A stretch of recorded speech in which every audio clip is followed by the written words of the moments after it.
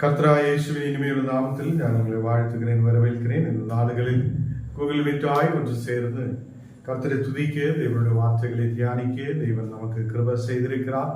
அவர் நல்லவர், வல்லவர், வாக்கு மாறாத தேவன், நம்மை ஆசீர்வதிக்கிறவராய் அவர் நம்மோடு கூட இருக்கிறார்.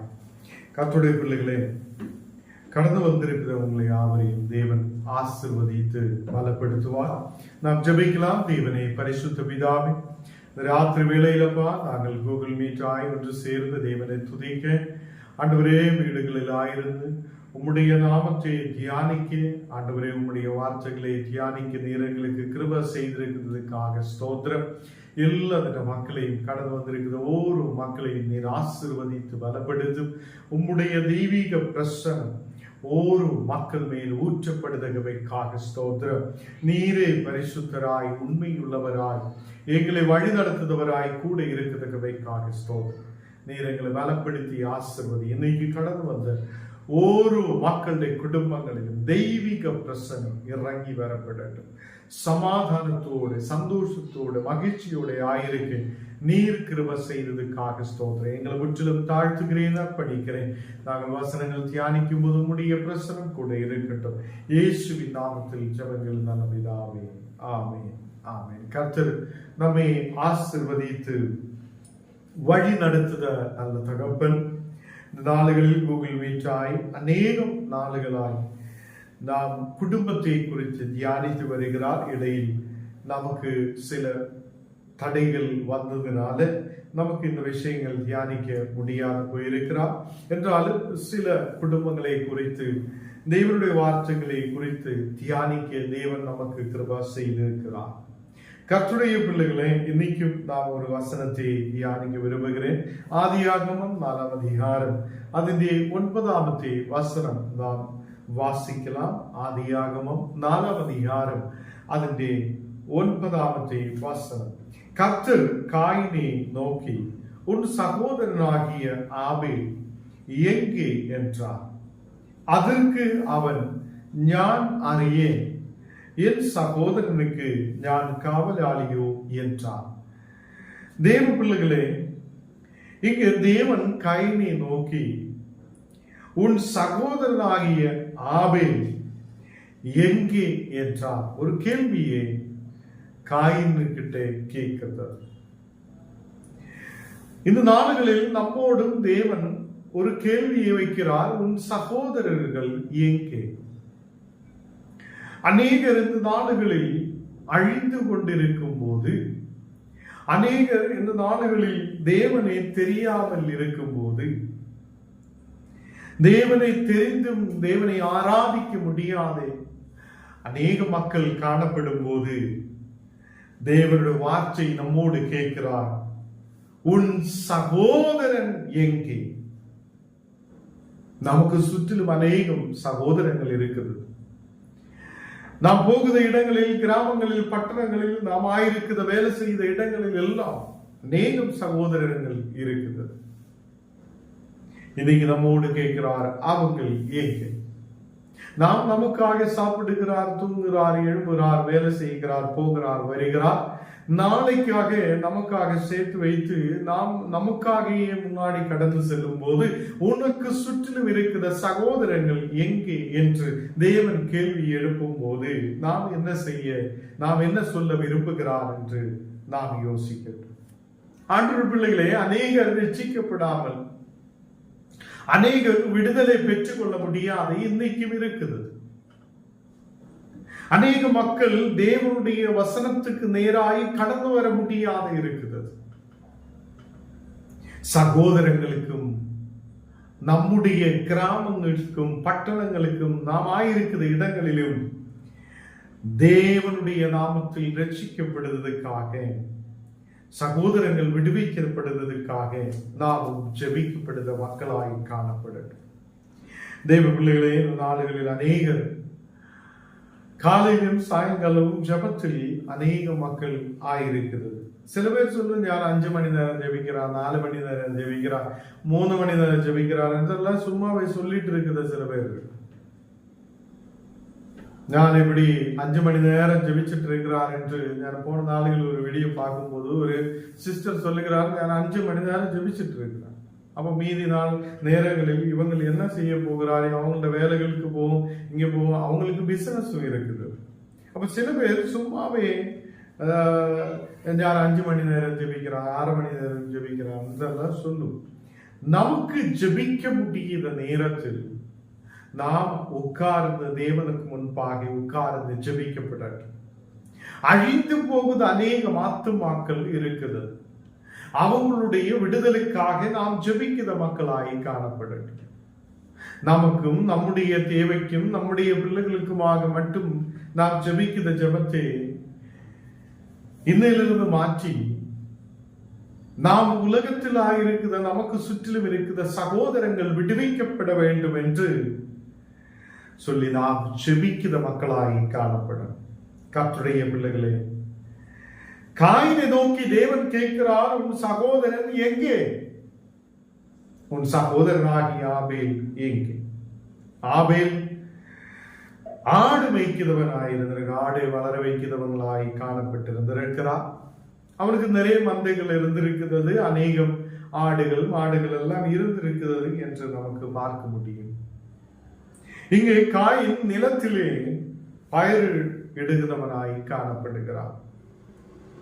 அவன் நல்ல வேலை செய்து நல்ல கனிகளை உருவாக்குத ஒருவனாய் காணப்படுகிறது. கர்த்தருடைய பிள்ளைகளே, இங்கே தேவனுக்கு முன்பாக உங்களுக்கு காணிக்கையாய் கொண்டு வரும்போது ஆபேல் அவனுக்கு இருந்த ஆடுகளில் அந்த மந்தையில் கொழுத்ததும் நல்லதுமானதே தேவனுக்காக கொண்டு வருகிறான். நாம் சில நேரத்தில் உடைஞ்சி கால் உடைஞ்சி உயிர் இல்லாத இருக்குத, உயிர் போக இருக்குத கோழியை பார்த்துட்டு நம்ம சொல்லுவோம், ஆண்டவரே இது உயிரை கொடுத்தா ஞான கர்த்தருக்கு கொடுக்கலாம், என்னன்னா அது சாக போகுது. அப்ப சொல்லுவோம், ஐயோ இந்த கோழி நல்ல உயிரோட வந்தா இந்த கோழியை நான் கர்த்தருக்கு கொடுக்கலாம்.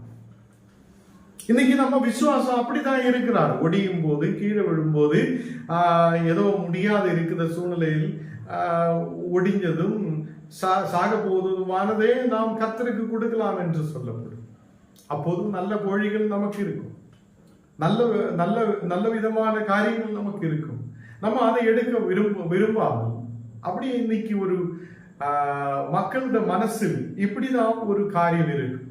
எப்படியாலும் ஆண்டவர் அந்த கோழிக்கு உயிரை கொடுக்கும், அதை எழுப்பி நிறுத்தும், திருப்பியும் நாம் தேவனுக்கு கொடுக்கிற மக்களாய் காணப்படும். சில நேரத்தில் மக்கள் விசுவாசத்தோட இப்படிப்பட்ட காரியங்கள் செய்கிறது. ஆபேல் அப்படி செய்ததில்லை. அவனுக்கு இருக்கிறது நல்ல கொழுத்ததானதை எடுக்கிறான். நல்லதான மந்தையில் நல்லதை தேவனுக்கு முன்பாக கொண்டு வருகிறான். காயின் நிலத்தில் இருந்து அவனுடைய கனிகளை தேவனுக்கு முன்பாக, அவனுக்கு பயிரிடும் போது கிடைக்கிற கனிகளை தேவனுக்கு முன்பாக கொண்டு வருகிறது. நமக்கு தெரியும், இந்த இந்த விஷயங்கள் எல்லாம் நமக்கு தெரிந்த ஒரு விஷயமாக இருக்கிறது. அங்கே தேவன் ஆபேலுடைய காணிக்கையை அவன் ஏற்றுக்கொள்கிறான். ஏன் அப்படி ஏற்றுக்கொண்டிருக்கிறது? அவனுக்கு இருந்ததில் ஏதோ கெட்டதும் ஏதோ கெடப்போவதுமான விஷயத்தை எடுத்துட்டு வந்தது இல்லை. ஏதோ கிழிஞ்ச நோட்டு இருக்கிறார், அதனால நமக்கு சபையில் போடலாம், சபையில் கொண்டு வந்து கொடுக்கலாம் என்று நினைக்கிற சில பேர் இருக்கும். அநேக மக்கள் அப்படி இருக்குது, நமக்கு யூஸ் பண்ண முடியாததே கொண்டு போய் கொடுக்கலாம் என்று நினைக்கிறவங்க இருக்கு. அப்படி இல்லை. இங்கே அவன் மேன்மையானதே தேவனுக்கு கொடுக்க விரும்பி இருக்கிறது. மேன்மையானதும் நல்லதுமான கொழுத்ததான மந்தையை தேவனுக்காக கொடுக்க விரும்பி இருக்கிறது. அப்படி இருக்கும்போது ஆபேலுடைய அந்த காணிக்கையை தேவன் ஏற்றுக்கொள்ளுகிறது. இதை பார்க்கிற காயினுக்கு ரொம்ப எரிச்சல் உண்டாயிற்று என்று வேதத்தில் பார்க்க முடியும். நமக்கு தெரியும், அநேகருக்கு எரிச்சல் உண்டாகும், மக்களுக்கு எரிச்சல் உண்டாகும். யாராவது நல்ல குடும்பமா சமாதானமா வாழ்ந்தா யாருக்கு இன்னைக்கு பிடிக்க மாட்டேன், நல்லதா வாழ்ந்தா யாருக்கும் பிடிக்க மாட்டேன். இன்னைக்கு குடிகாரனாயிருந்து அங்கே அலைஞ்சு இங்கே அலைஞ்சு அப்படி இப்படி நடக்கிறவங்களை தான் நிறைய பேருக்கு பிடிக்கும். இன்னைக்கு மக்கள் ஐக்கியத்தோட, அன்போட, சமாதானத்தோட வாழ்ந்ததை பார்க்கும்போது சில பேருக்கு எரிச்சல் உருவாகுது. கிறிஸ்தவராய் இருக்குதா சில பேருக்கு நடுவிலும் இப்படிப்பட்ட சூழ்நிலைகள் இருக்குது. எரிச்சல் ஒரு மனிதனுக்கு சில நேரத்தில் உருவாகப்படும். இங்கே காயினுக்குள்ளே ஒரு எரிச்சல் உருவாகுது. அவனுடைய சொந்த சகோதரன், என்னுடைய சகோதரன் தானே, என்னுடைய சகோதரனுடைய காணிக்கைய தேவன் ஏற்றுக்கொண்டிருக்கிறாரே என்று சொல்லி சந்தோஷிக்க வேண்டவன், அவனுக்குள்ள எரிச்சல் உருவாகுது. இன்னைக்கு நம்முடைய குடும்பங்களிலும் சில எரிச்சல்கள் சில மனிதர்களுக்குள்ளே உருவாகுது. அவன் நல்ல நிலையில் இருக்கிறார், அவன் நல்லா இருக்கட்டும் என்று சொல்லுதா மனதில்லாமல் எரிச்சலோட காணப்படுத மக்கள் அநேகர் இன்னைக்கு இருக்குது. காயினுக்குள்ளே எரிச்சல் உண்டாகுவதற்கு காரணம் ஆவேலுடைய காணிக்கையை தேவன் ஏற்றுக்கொள்ளுகிறது. ஆவேல் கொடுத்ததை தேவன் ஏற்றுக்கொண்டிருக்கிறார், ஆவேல் மேல் பிரசன்னமாய் இருக்கிறார் என்று தெரியும் போது அவன் சந்தோஷப்படுவதற்கு பதிலாக காயின் சொந்த சகோதரனுக்கு விரோதமாய் எரிச்சல் கொள்ளுகிறது. இன்னைக்கு அநேக குடும்பங்களுக்குள்ள இருக்கிற பிரச்சனை எரிச்சல் தான். இந்த எரிச்சலினாலே குடும்பம் முன்னாடி போக முடியாத சூழ்நிலைகள் காணப்படுது. சொந்த சகோதரங்களுக்குள்ளே எரிச்சல் உருவாகுது. ரிலேஷனுக்குள்ளே எரிச்சல்கள் உருவாகுது. வேலை செய்ய போகிற இடங்களில் எரிச்சல் உருவாகுது. நாம் கடந்து செல்லுத இடங்களில், நாம் ஆயிருக்கிற இடங்களில் மக்களுக்குள்ளே எரிச்சல் உருவாகுது. இதனால என்ன ஆகும்? ஜீவஹானி உருவாகுது. ஜீவன் போய்விட்டது. ஆபேலுடைய ஜீவனை அந்த காயின் எடுத்து விட்டிருக்கிறார் என்று காணப்படுது. கர்த்தருடைய பிள்ளைகளே, காயின் ஆபேலினை கொலை செய்ததை பார்க்கிறார். சொந்த சகோதரனை கொலை செய்த ஒரு சகோதரன். இன்னைக்கு சில பேர் கொலை செய்தில்லை என்றால் கூட வார்த்தைகளால் கொலை செய்த அநேகர் இருக்குது. நம்முடைய குடும்பங்களில் வார்த்தைகளால் ஒருவனை கொலை செய்தார். இப்போ மனைவி கணவனை கொலை செய்ய முடியாது இருந்தால் கூட வார்த்தைகளால் கொலை செய்யப்படும். வார்த்தைகள் சொல்லி சொல்லி சொல்லி அவனுக்கு சமாதானம் கொடுக்காமல், அவனுக்கு நல்ல நல்ல ஐக்கியத்தோடு இருக்க முடியாமல் அவனை ரொம்ப கஷ்டப்படுத்துதா மனைவி. நேர திருப்பியும் அப்படிதான் இருக்கிறது. கணவன்மார் திருப்பியும் இதே மாதிரி ரொம்ப கஷ்டமும் பிரச்சனைகளும் கொடுக்கிற சூழ்நிலைகள் உண்டாகும். இது ஒரு கொலை செய்த மாதிரி உள்ள ஒரு சூழ்நிலை. கர்த்தருடைய பிள்ளைகளே, நம்முடைய குடும்பங்களில் இந்த காயினுக்கு இருந்த மாதிரி உள்ள ஒரு எரிச்சல் நமக்குள்ளேயோ நம்முடைய குடும்பத்திலே மக்களுக்குள்ளேயோ இருக்கக்கூடாது. இப்படி இருக்கும் போது ஒருவன் வளருவது ஒருவனுக்கு பிடிக்காது. இன்னைக்கு அநேகருக்குள்ள உள்ள பிரச்சனை என்ன? அவனும் வளரட்டும், அவனும் முன்னாடி வரப்படட்டும், அவங்களும் முன்னாடி ஏறி வரட்டும் என்று நினைக்கிற மக்கள் இன்னைக்கு கம்மியா இருக்கிறது. கொஞ்சம் பேர் தான் இருக்கும். நம்முடைய குடும்ப வாழ்க்கைகளில் இனி உள்ளவங்களையே மேலே கொண்டு வருத மாதிரி, அவங்களையும் கரம் பிடித்து தூக்கி விடுத மாதிரி உள்ள ஒரு அன்பான குடும்ப வாழ்க்கை நமக்குள்ளே இருக்கப்படட்டும். கர்த்தருடைய பிள்ளைகளே, சகோதரன் நல்லா இருக்கிறார் என்று தெரிந்தால் அவன் நல்லா இருக்கட்டும், இனியும் வளரட்டும் என்று நினைக்கிறா நல்ல ஒரு மனசுள்ள மக்களாய் நாம் மாற்றப்படட்டும். இல்லாமல் காயினை போல எரிச்சல் உள்ளவளாய் நாம் காணப்படக்கூடாது. அநேகருக்குள்ள எரிச்சல் வரும்போது அந்த குடும்பங்களில் காயினுடைய குடும்பத்தில் நடந்த மாதிரி உள்ள சூழ்நிலைகள் உருவாகும்.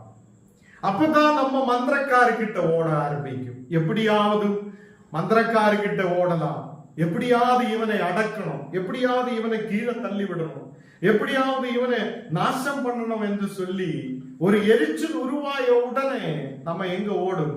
இந்த மாதிரி மந்திரக்காரர்கிட்ட தான் ஓடும். கர்த்தருடைய பிள்ளைகளே, எப்படியோ இந்த நாடுகளில் ஒருவன் சாகடிக்கிறதுக்காக நேரடி போக மாட்டேன், வார்த்தைகளால் சாகடிக்கும். அதே மாதிரி சமாதானத்தை கெடுத்தி சாகடிக்கும். இல்லன்னா எது முடியாது இருந்தா ஓடி நேர மந்திரக்காரர்கிட்ட போய் எப்படியாவது அவனை கீழே தள்ளிவிட பார்க்க. சில பேர் இருக்கிறார், சில கிறிஸ்தவர்கள் இருக்கிறார், நேர சபைக்குள்ள போய் ஆண்டவரே அவனை சாகடிக்குங்க, அவனை சாகடிக்குன்னு கர்த்தர்கிட்ட கேட்குத மக்களும் இருக்கிறது. கர்த்தர் நமக்கு கொடுத்திருக்கிற விஷயம் என்ன? ஆண்டவர் நமக்கு கொடுத்திருக்கிற விஷயம், நாம் தேவனுடைய பிள்ளைகளாயிருந்து, நாம் தேவனுக்கு முன்பாக ஒழுங்குள்ளவராயிருந்து தேவனை துதிக்கிற மக்களாயிருக்கிற ஒரு சூழ்நிலை நமக்கு இருக்கப்படும். இங்கே காயின் சொல்லுகிறார், அதற்கு அவன், நான் அறியேன், என் சகோதரனுக்கு நான் காவலாளியோ என்றார்கள். என் சகோதரனுக்கு நான் காவலாளியோ என்று அவன் கேட்கிறான். கர்த்தருடைய பிள்ளைகளே, சில நேரத்தில் உங்கள் சகோதரங்களுக்கு, உங்களுக்கு சுற்றிலும் உள்ள மக்களுக்கு நீங்க ஒரு காவலாளியாய் இருக்கலாம். எப்படி என்றால், இந்த நாடுகளில் நமக்கு தெரியும், ஓரோ கிராமத்திலும் ஓரோ பட்டணத்திலும் கர்த்தர் ஜெபிக்கிற பிள்ளைகளை வைத்திருக்கிறது. அவங்கள் அந்த கிராமத்துக்கு ஒரு காவலாளியாய் இருக்கிறது. காவலாளி என்று சொல்லும் போது என்னன்னு தெரியவில்லை, அவன் எப்போது பார்த்து கொண்டே இருக்கும். ஏதாவது பிரச்சனை வருமா, இல்ல திருடர்கள் வருமா, இல்ல ஏதாவது ஒரு சூழ்நிலை இருக்குமா என்று சொல்லி பார்த்து கொண்டே இருக்கிறவங்களாயிருக்கும். இங்கு என்னையும் உங்களையும் கர்த்தர் ஒரு காவலாளியாய் வைத்திருக்கிறது. நம்முடைய கிராமத்தில், நம்முடைய பட்டணத்தில், நம்முடைய தேசத்தில் தேவன் நம்மை ஒரு காவலாளியாய் வைத்திருக்கிறது. நாம் அநேகருக்காக ஜெபிக்கிறவங்களாய், அநேக மக்களுக்கு விடுதலை பெற்றுக்கொண்டு அநேகர் ரட்சிக்கப்பட்டு தேவனோடு சேர்ந்ததுக்காக நாம் நம்முடைய சகோதரங்களுக்கு காவலாளியாய் காணப்படுகிறார். ஆதியாகமம் 4ஆம் அதிகாரம் 10ஆவது வசனத்தில் வாசிக்கும் போது அதற்கு அவர் என்ன செய்தார்? உன் சகோதரனுடைய இரத்தத்தின் சத்தம் பூமியிலிருந்து என்ன நோக்கி கூப்பிடுகிறது. ஆண்டவர் சொல்கிறார், உன்னுடைய சகோதரனுடைய இரத்தத்தின் சத்தத்தை நான் கேட்கிறது. இங்க பூமியிலே ரத்தம் சென்றது, தேவன் அங்கே சத்தத்தை கேட்கிறார் என்று சொல்லுகிறார். உன் சகோதரனுடைய இரத்தத்தின் சத்தம் பூமியிலிருந்து என்னை நோக்கி கூப்பிடுகிறார் என்று சொல்லப்படுகிறார். இன்னைக்கு அநேகர் நரகத்துக்கு நேராய் கடந்து செல்லுகிறது. அநேகர் ஐயோ ஆண்டவரே என்னை ரட்சிக்குங்க என்று சொல்லி அங்கே கிடந்து அப்படியே கூப்பிட்டாலும் ஏறி வர முடியாத சூழ்நிலையில் காணப்படுது. அநேகர் இன்னைக்கு நாசத்துக்கு நேராய் கடந்து செல்லுகிறார். அந்த தனவானாய் இருக்கிற மனுஷன் அவன் நரகத்தில் இருந்து ஆபிரகாம் பிதாவே என்று கூப்பிடுத ஒரு விஷயத்தை நாம் வேதத்தில் தியானிக்கிறோம். தனவானுடைய வீட்டுக்கு முன்பாக ரொம்ப புண்ணாகி கஷ்டத்தோட வரவேதையோடு இருக்கிற ஒருவன், இவன் மேசையிலிருந்து கீழே விழுந்ததை சாப்பிட்டு கொண்டிருக்கிற ஒருவன், அங்கே அவன் உட்காரும் போது அவனுடைய சரீரம் முழுவதும் புண்ணாய் பிரச்சனையோட இருக்கிற ஒருவன், இந்த தனவான் நல்லா சாப்பிடுகிறான், நல்ல தின்னு சாப்பிட்டு நல்ல ஆரோக்கியமாய் இருக்கும் போது ஒருவன் அவன் வாசற்படியில் இருக்கிறது. அவனுக்கு நல்ல ஆரோக்கியமாய் இருக்க முடியாதவனாய் காணப்பட்டது. அந்த நேரத்திலும் இந்த தனவான் அவனுக்கு ஏதாவது மருந்து கொடுக்கிறதோ இல்ல ஏதாவது உதவி செய்ததோ ஒன்றும் நமக்கு வேதத்தில் பார்க்க முடியதில்லை. அவன் தனவான் நரகத்தில் போய் இருந்து சொல்லுகிறார், அவனை என்னுடைய இடத்தில் அனுப்பிவிடுங்க, கொஞ்சம் தண்ணீரை எனக்கு கொடுங்க. அப்பதான் ஆபிரகாம் பிதாவை சொல்லுகிறார், உனக்கும் எங்களுக்கும் ஒரு அதை போக முடியாத ஒரு மதில் இருக்குது. கர்த்தருடைய பிள்ளைகளே, நான் நரகத்துக்குள்ள கடந்து சென்று அங்கே இருந்து ஐயோ ஆண்டவரே ரட்சிக்குங்க என்று சொல்லி அந்த தேவன் கேட்க மாட்டேன். இன்னைக்கு எனக்கு உங்களுக்கு ஒரு நேரத்தை தேவன் கொடுத்திருக்கிறது. எனக்கு உங்களுக்கும் ஒரு நேரத்தை தேவன் கொடுத்திருக்கிறது.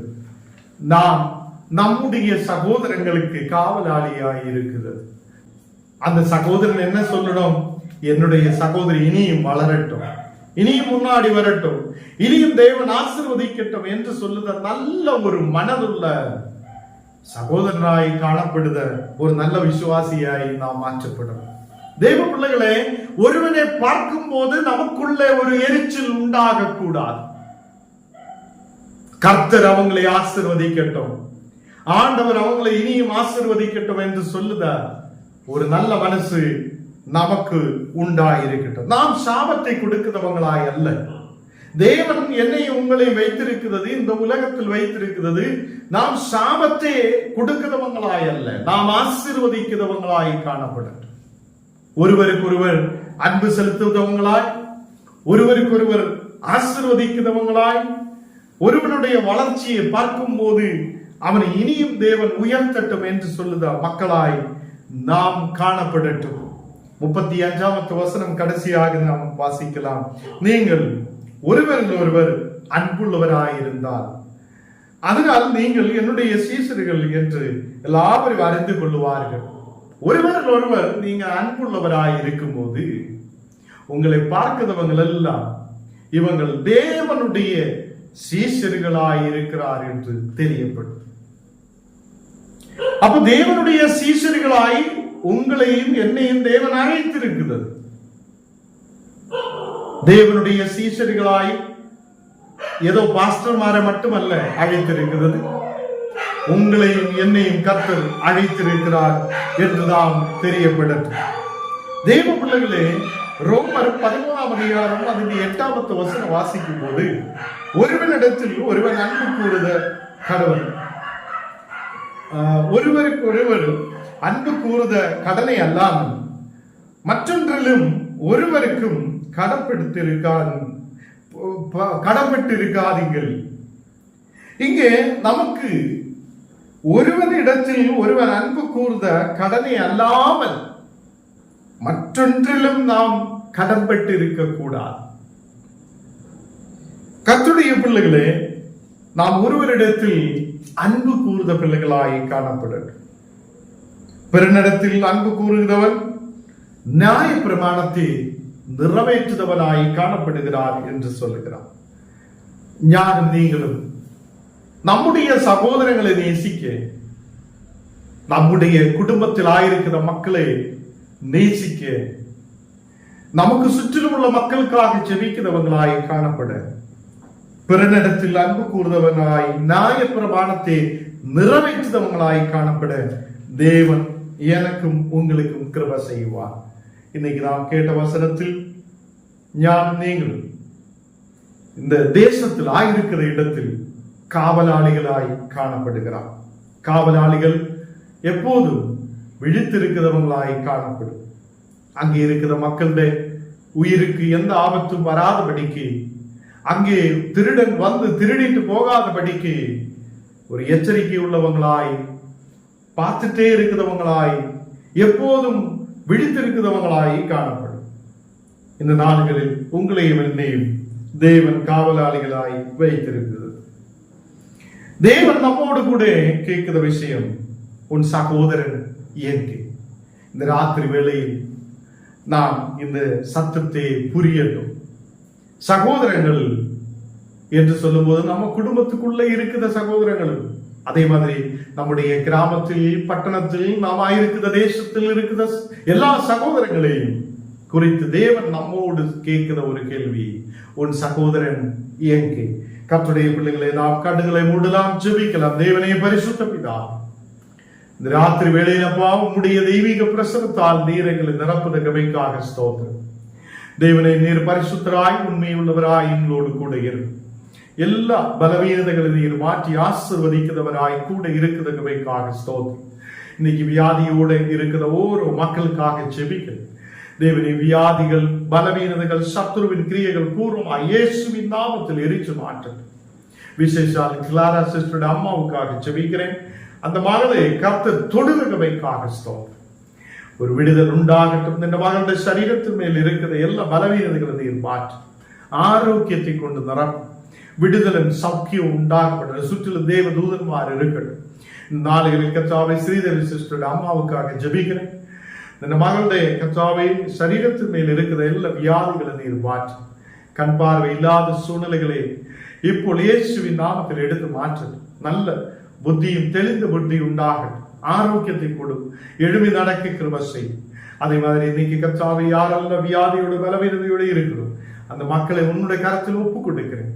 ஒரு பெரிய விடுதலும் சௌக்கியத்தையும் நீர் கட்டளை எடுத்துக்கவைக்காக ஸ்தோத்திரம்.